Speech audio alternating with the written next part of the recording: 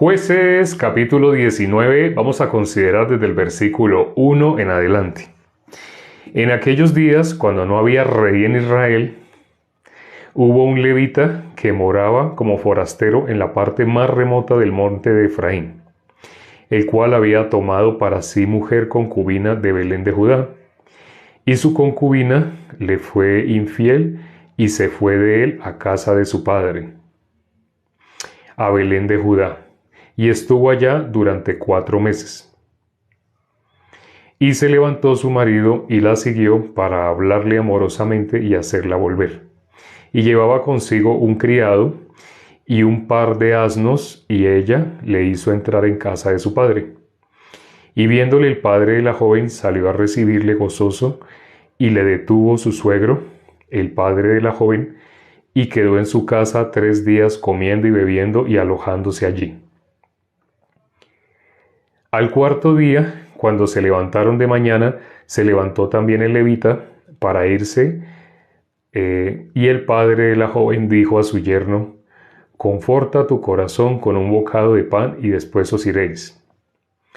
Y se sentaron ellos dos juntos, y comieron y bebieron, y el padre de la joven dijo al varón: «Yo te ruego que quieras pasar aquí la noche, y se alegrará tu corazón».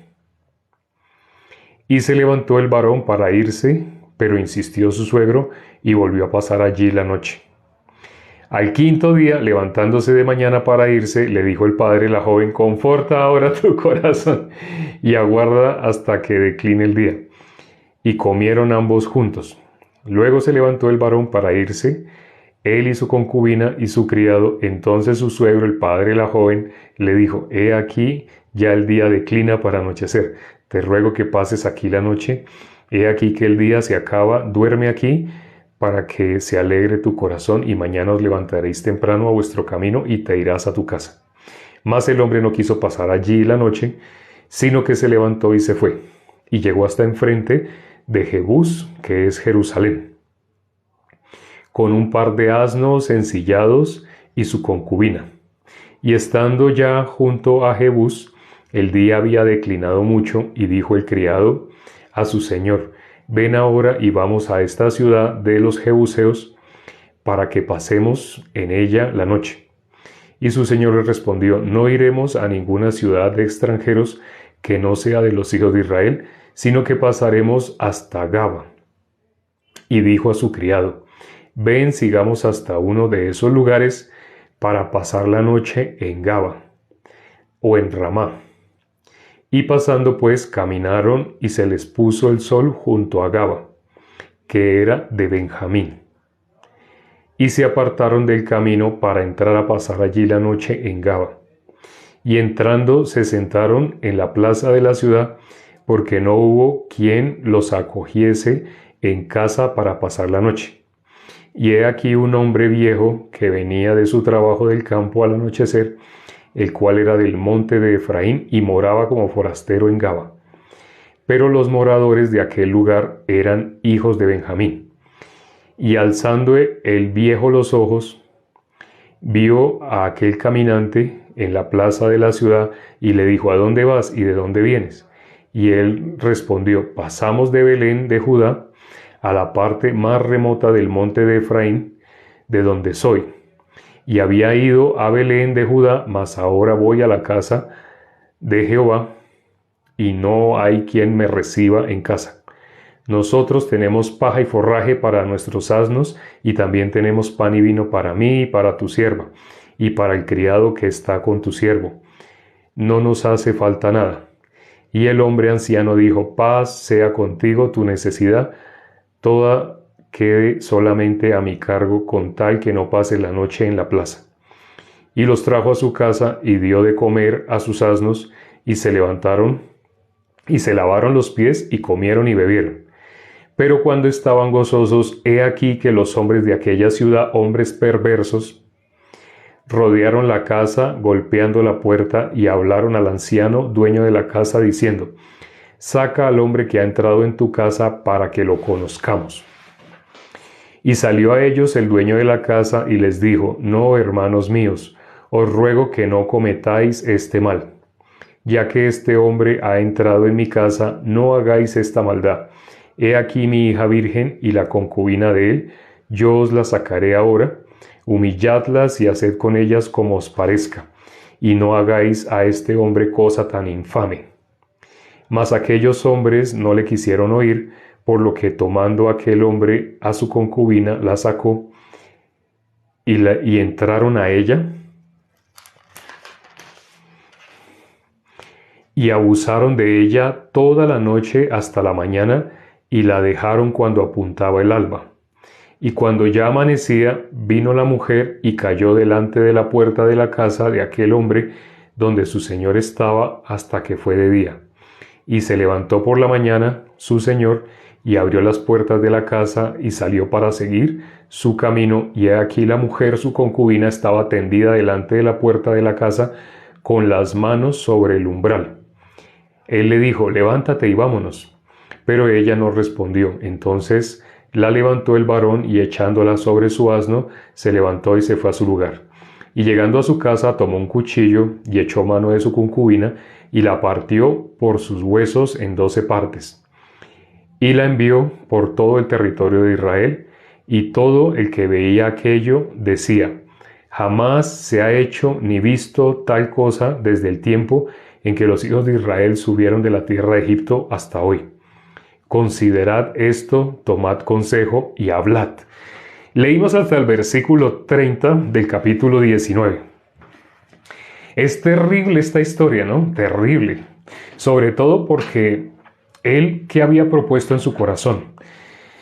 Nuestro Señor Jesucristo dijo que a donde quiera que fuéramos, donde nos quedáramos, en alguna casa que fuera digna. ¿Por qué dice una casa que fuera digna de que nos quedáramos en esa casa? Una casa de justos, una casa donde habitasen justos. Les he contado cómo nosotros hacemos viaje misionero, tal cual como dice aquí en la Biblia, que Dios, nuestro Señor Jesucristo, enviaba de 2 en 2. Y les decía: no lleven 2 vestidos, no lleven más calzado sino el que llevan puesto. No lleven bolsa de dinero, no lleven nada, solamente así como están vestidos vayan, y los enviaba a alguna ciudad. Ellos tenían que demorar días hasta llegar a la ciudad. Allá predicaban y luego regresaban, días de viaje regresando. Todo esto sin llevar bolsa de dinero. Después, cuando ellos regresaron, ¿cómo regresaron? Regresaron gozosos. Regresaban gozosos. Jesús les dijo: ¿les faltó algo? Ellos: ay, no nos faltó nada. Siempre pudieron comer, siempre pudieron tener donde dormir, así. Pero nuestro Señor Jesucristo les dijo algo: no se queden a la ciudad que lleguen, no se queden en cualquier lado, solamente donde sean dignos. Es decir, en la casa de alguien que reciba la palabra, alguien que sea justo. Ellos predicando, las personas que recibían la salvación, en esa casa se podían quedar. O si ya llegando a esa ciudad había uno que ya era justo, en esa casa se podían quedar. De lo contrario, no. ¿Qué había en el corazón de este hombre que venía del monte de Efraín? Está Judá, ahí él nombra, ¿no? Él viajó hasta Belén de Judá. Judá es grande, ¿no? En Judá está Belén, pero también estaba el monte de Efraín, ahí cerca, colindando. Entonces el monte de Efraín, bueno, cerca mirando un mapa, porque caminando la distancia era enorme. ¿Cómo se llaman los del monte de Efraín? Efrateos. ¿Cómo se le dice a Belén? Efrata. Belén también se llamaba Efrata. ¿Y cómo se llama al camino de Judá que va a Belén? Camino de Efrata. ¿Sí? Entonces sería como camino hacia el monte, camino hacia la misma Belén. Ya en un en vivo hablamos sobre todas las posibilidades que hay con Efrata, para que no se confunda, así como Herodes. Cuando nos metamos con Herodes, vamos a tener que mencionar todos los Herodes que hay. Porque en la Biblia, en el Nuevo Testamento, se nombra a Herodes y a Herodes y a Herodes, y todos son diferentes. Sí, pareciera que se estuviera hablando del mismo, pero no, son varios que tenían ese mismo nombre, Herodes. Asimismo pasa en el Antiguo Testamento con Efrata, Efrata, Efrata. Al fin que Efrata también Belén, Efrata los que son de Efraín, Efrata los del monte de Efraín, los efrateos. Pero este hombre del monte de Efraín, donde estaba su concubina, ella se fue a casa de su padre. Ella le fue infiel. Dice, ¿no? Lo dice al principio, cuando recién empezamos a leer, ella le fue infiel. Le fue infiel y se escapó a la casa de su padre. Es decir, hubo alguien que, no sé, le habló bonito, así, y ella, igual que la mujer sorprendida en adulterio, igual. Pero ella, ¿qué hizo? Ella, así, seducida por alguien, ella resultó siéndole infiel a su esposo. Pero ella, acusada por su conciencia, ella regresó a su casa. No sé si se acuerdan que en Juan capítulo 8 dice así. Dice que los hombres que estaban ahí, acusados por su conciencia, se fueron cada uno a su casa. Cuando nuestro Señor Jesucristo les dijo, el que esté libre de pecado, tire la primera piedra. Porque ellos le decían, en la ley de Moisés dice que tal mujer debe ser apedreada. ¿Tú qué nos dices? Eso decían para acusarle. Ellos estaban buscando motivo para acusarle. Si Jesús decía, sí, apedréenla, lo iban a acusar. Si Jesús decía, no, no la apedreen, también lo iban a acusar. Por cualquier sí o no, lo iban a acusar. Pero la respuesta que Jesús dio tiene sabiduría. Ninguno de los que querían tentar a Jesús, ninguno de ellos, ¿sí? Tenía la sabiduría de nuestro Señor Jesucristo. ¿Qué les contestó? Ellos querían apedrearla porque la ley dice, sí, mirando Deuteronomio, la mujer que sea sorprendida en el acto del adulterio, no solamente la mujer, el hombre también. Y sí, muchas personas cuando hablan de este pasaje, hablan de los dos. ¿Y por qué si eran dos? Bueno, pero no estamos hablando así. Estamos hablando específicamente ella, en ese caso, por la ley debía ser apedreada. Tal vez el otro era amigo de ellos, muy probablemente. Bueno, algo habría ahí, pero eso no importa. Lo que importa ahorita es, la ley dice que debía ser apedreada. Espero que no se distraigan, ¿no? La ley dice que debía ser apedreada. Pero si Jesús decía no la apedreen, entonces Jesús ¿cómo quedaba? Como un transgresor de la ley. ¿Y cómo va a ser un judío y a la vez transgrediendo la ley? Si Jesús decía, sí, claro, apedréenla, porque la ley dice que debe ser apedreada, ellos iban a decir, no que vino a tener misericordia y que es lo que tanto predica, que el reino de Dios lo que quiere es misericordia, no sacrificio. Entonces, ¿por qué está hablando? ¿Por qué dice que la maten? O sea, ¿cuál es el perdón, el amor? ¿Qué es eso? ¿Qué es lo que él predica? Si decía sí, mátenla, tenían para acusarlo. Si decía no la maten, también. Entonces ellos tenían, el corazón que ellos tenían, ¿cuál era? Hacerle daño. Por si sí o por si no. Como cuando una pareja está peleando. Una pareja está peleando, se aplica la ley de la CIA. ¿Sí se acuerdan? En las películas norteamericanas vemos generalmente cuando la CIA llega y arrestan a alguien que fue sorprendido asesinando o haciendo algo así, lo arrestan, le dicen cualquier palabra que diga podrá ser usada en su contra. Entonces, igual, así cuando una pareja está peleando, cualquier cosa que diga uno de los dos podrá ser usada en su contra. Si dice, es que se me hizo tarde, por eso va a haber problema. Si dice, llegué temprano, también va a haber problema. Si llega temprano, si llega tarde, se aplica la ley de la... Entonces, ese es el corazón del ser humano. Inevitablemente el ser humano es astuto, dice la Biblia que es sabio. Así dice la Biblia. Pero ¿sabe para qué dice la Biblia que el ser humano es sabio? Para hacer el mal. O sea, el hombre es sabio para argumentar. Por eso cuando queremos compartir el Evangelio, muy probablemente nos salen personas que argumentan y argumentan y argumentan. Y uno les está explicando algo y dice, no, pero no se salga de contexto. Y uno ve cómo ellos están saliendo de contexto, pero le dicen a uno que no se salga de contexto. Porque el ser humano es sabio para hacer el mal. Quiere decir que es el mal, bíblicamente, taparse los oídos a la palabra de Dios y hablar lo suyo propio. Quienes no sabían qué es el mal, ese es el mal. Querer hablar lo suyo propio, no lo que está escrito en la palabra de Dios. Esa es la maldad del ser humano. Cuando sale su opinión, lo que le parece, lo que cree.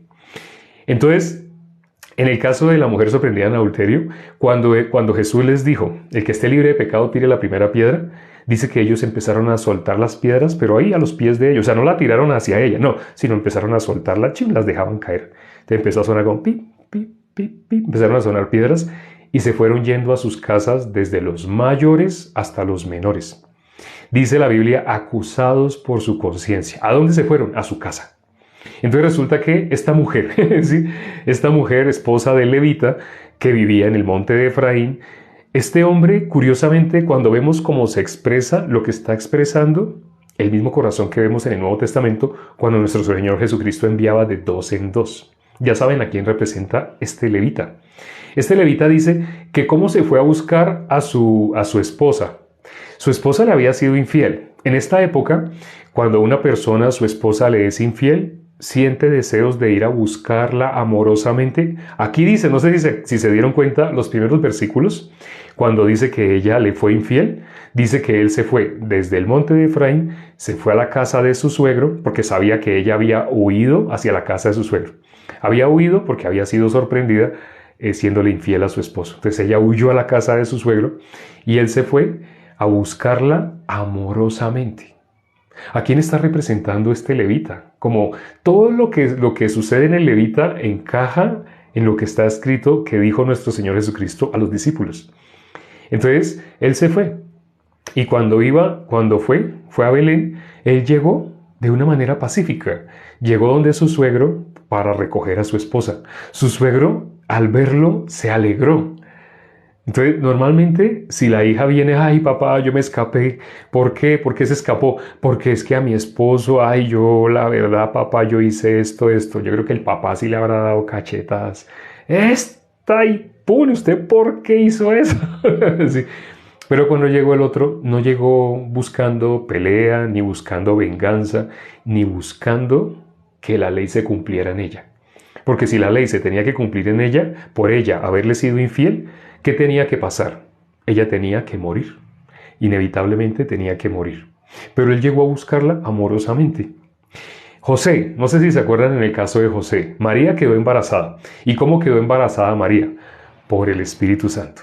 Si una hija de ustedes que tenga, no sé, 16 años, 17, algo así, está en el colegio o ya entró a la universidad y les dice, papá, quedé embarazada.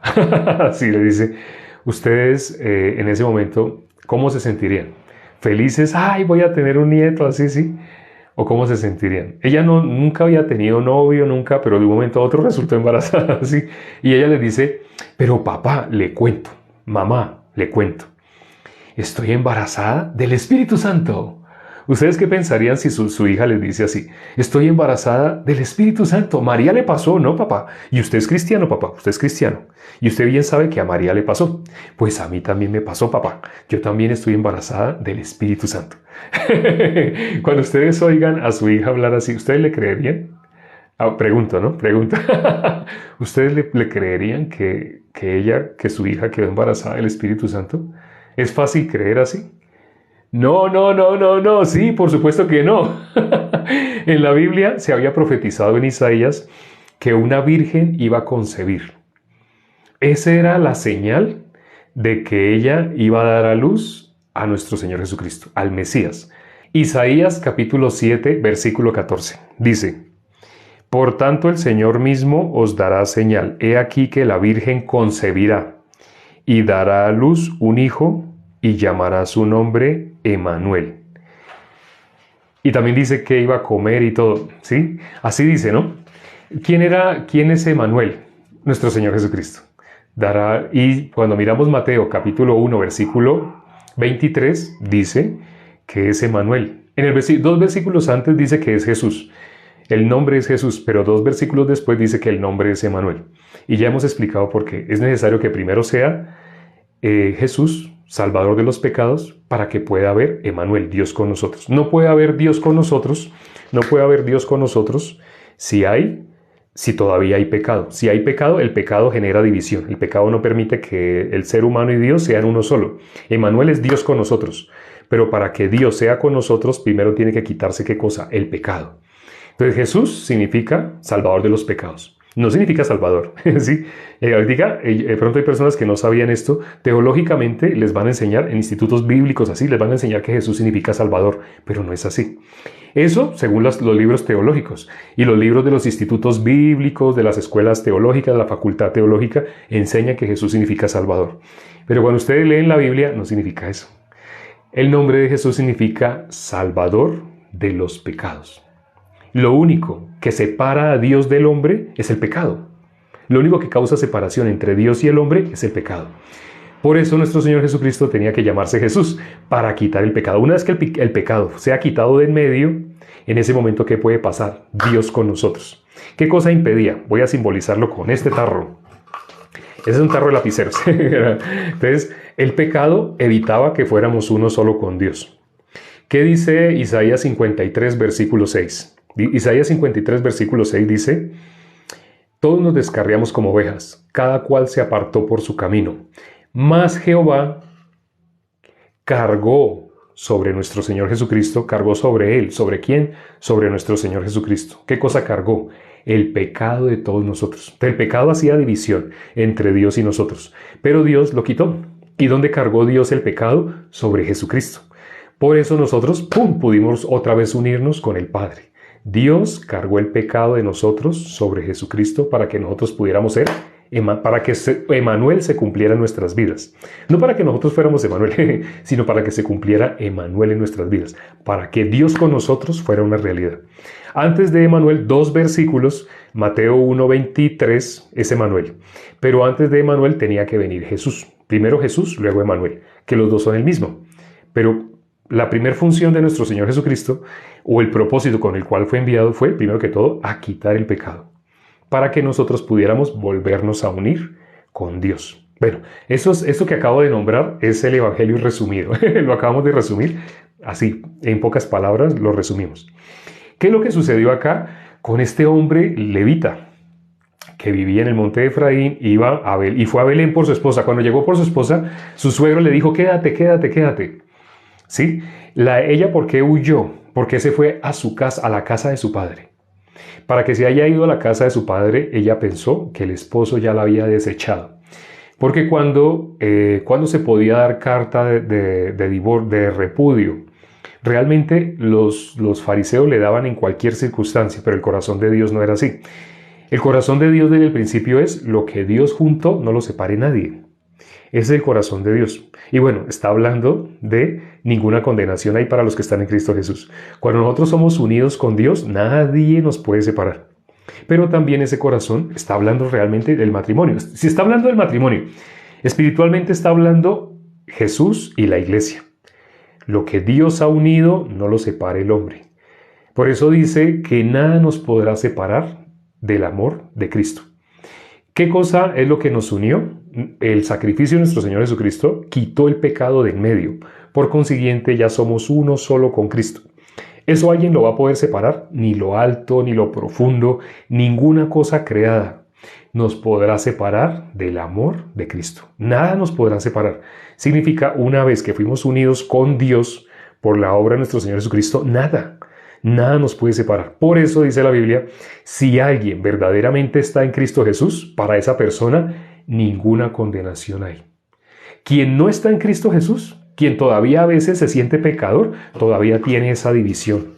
Todavía no se puede unir al Padre porque esa división existe en el corazón de la persona que todavía tiene que hacer algo por el pecado. Están 2 opciones o 2 caminos. Está la gracia. La gracia es, sin que tú tengas que hacer nada, Jesús vino y solucionó el problema del pecado. Esa es la gracia. ¿Tú tuviste que hacer algo para que Jesús llevara el pecado? No. Dependió de tu voluntad, de que tú dijeras: Señor, ahora yo me voy a unir a Dios, o sea que por favor quita el pecado en este momento. No. ¿Sí? No, el pecado ya fue quitado. Que las personas no lo creen y por creer a su pensamiento. ¿Dónde tienen el pecado? En su imaginación. Tienen el pecado evitando que ellos se puedan acercar a Dios. Por eso dicen: no, yo te amo, Dios, con todo mi corazón, y sienten que están con Dios. Se sienten en algún momento, según la música. Si la música los hizo experimentar lágrimas, por medio de hipnosis les hacen sentir frío. El Espíritu de Dios se está manifestando como una nube fría. Si las personas experimentan ese tipo de cosas, la persona siente: ay, sí, estoy con Dios. Pero a los 2-3 días, en su trabajo, o pelea con su esposa, o con su esposo, ¿cómo se siente? Otra vez se siente pecador. El pecado no está acá verdaderamente. Ya no hay nada que genere división entre nosotros y Dios. Pero el pecado está acá, en la mente de más de una persona. Y ciertamente en la Biblia dice que Dios escribió su ley en nuestras mentes, en nuestros corazones. Bueno, y hago una pregunta. Hace tiempo que no hacía preguntas, hoy vamos a hacer una pregunta. Pregunta. Dice la palabra, dice Hebreos 10:17, que Dios nunca más se acordará de nuestros pecados y transgresiones. Ya algunos lo saben. Para algunos esa fue la buena noticia. Algunos con ese versículo pudieron recibir la salvación. Muchas personas a través de ese versículo, otros a través de Hebreos 10:14, otros a través de Hebreos 10:10 y de otros versículos que aparecen también en Hebreos. Hebreos 1, versículo 3 también, que Jesús efectuó la purificación de nuestros pecados. La pregunta que hago ahorita, si ya dice que Dios no se acordará nunca más de nuestros pecados, ¿tú por qué te acuerdas de tus pecados? Esa es la pregunta. Si en la Biblia dice que Dios nunca más se acordará de nuestros pecados y transgresiones, ¿tú por qué sí te acuerdas de tu pecado? Bueno, y esta pregunta se la hago a los justos, a los que ya han recibido la salvación. Las personas que hasta ahora están escuchando de pronto no entenderán qué es lo que está. No entiendo, me estoy confundiendo, pero a los justos. ¿Por qué? Porque si Dios nunca más se acuerda de nuestros pecados, ¿por qué tú sí? Porque estamos, no alcancé a leer, porque somos malos, porque el enemigo quiere confundirnos, porque Satanás. Bueno, vamos a hacer esta suposición. Si tú no te acuerdas, si a ti se te olvida tus pecados, si tú te olvidas de tus pecados, ¿tú podrías tener agradecimiento hacia Dios de que te salvó Dios? Si tú te acuerdas de la maldad que tú tienes, si te acuerdas de la maldad que tú tienes, en tu corazón siempre va a haber gozo, porque vas a tener agradecimiento, continuamente vas a tener agradecimiento de la salvación que Dios te dio. Por eso tú sí te tienes que acordar de tu pecado, tú sí. Por eso dice la Biblia que está escrito con cincel de hierro. ¿Está escrito dónde? En nuestros corazones. Está escrito para que nosotros sepamos cuán grande es nuestra maldad. Si nosotros se nos olvidaran, a Dios sí, Dios sí se olvidó de nuestros pecados. Él no se acuerda más, pero nosotros tenemos que acordarnos de nuestros pecados. Donde nosotros no nos acordáramos de nuestros pecados, otra vez, ¿qué volveríamos a hacer? ¿Valoraríamos el sacrificio de nuestro Señor Jesucristo? ¿Valoraríamos el por qué murió? Si no nos acordamos de nuestros pecados, ¿cómo vamos a decir Jesús murió por nuestros pecados? ¿Cómo diríamos eso si nosotros no nos acordamos? Para eso tendríamos que leer ese versículo que dice, el que diga que no tiene pecado es mentiroso. ¿Sí? Porque todos hemos pecado. Entonces, Dios escribió dónde escribió el pecado. Está escrito acá en nuestros corazones, para que nosotros nunca nos olvidemos de dónde nos salvó. Nosotros estábamos destituidos de la gloria de Dios. Por más que quisiéramos acercarnos a Dios, esta mano representa a Dios. Nosotros no podíamos acercarnos queríamos, pero había una barrera. Como cuando hay dos imanes que tienen el polo positivo y polo positivo. No se pueden juntar. No hay nada que les permita juntarse. Pero cuando cuando nuestro Señor Jesucristo se llevó el pecado, en ese momento ya podemos unirnos con Dios. Pudimos unirnos con Dios. Pero ¿se nos va a olvidar? No se nos va a olvidar de dónde salimos. De dónde estábamos. Es necesario que nunca se nos olvide. Es necesario que siempre nos acordemos de dónde Dios nos sacó. La maldad de nosotros no tenía límite.